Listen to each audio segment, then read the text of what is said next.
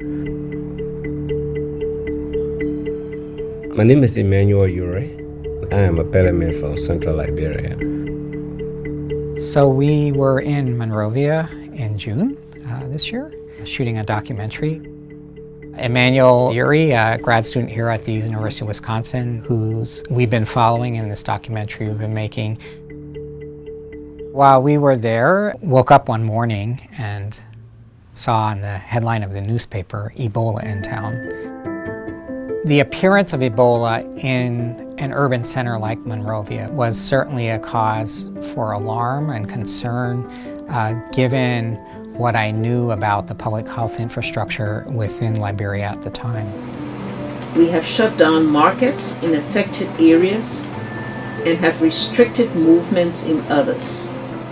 There are different historical and cultural conditions that produce different fears, which we see playing out very much right now.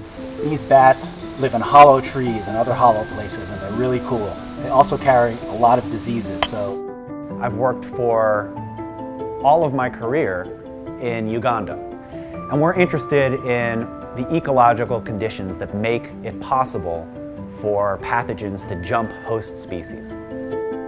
We're going to crack this Ebola outbreak. We're going to control it. We're going to come up with vaccines and therapeutics that will be effective.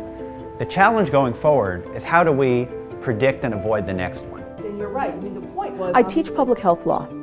And so from a lawyering perspective, it's at the core of our civil rights discussions because you're asking people to give up their freedom and isolate themselves, stop working. it seems too narrow because people... At the law school, people like me and my colleagues work on how it is that you can give the federal, state, and local governments the authority they need to implement some of these things while also protecting people's civil rights and privacy. And how do you see the public discourse shifting 10 years from now? One of the things that I hope students coming out of my environment and health class, get them to come away with a much more broad perspective on thinking about health and illness. Which was readily available. Of course, a vaccine would be great, but overall, if you look historically, the lack of public health infrastructure and the lack of investment in public health infrastructure in places like Africa is much more of a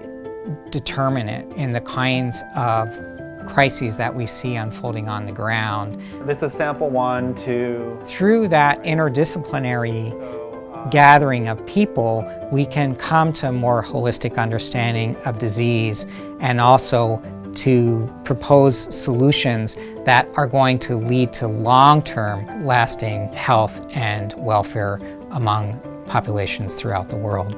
So there is some merit. This is one of the great strengths of UW-Madison. We are an integrated campus with deep and diverse expertise, and that is exactly what we need. We need lawyers, social scientists, historians.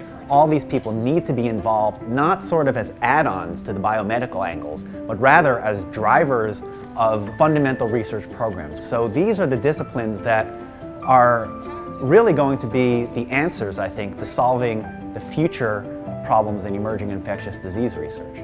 It's not just medical, it's not just legal, it's not just social, it's not just economic, it's all of those. They say that it takes a village to raise a child, but it certainly seems like it takes an entire campus to improve public health.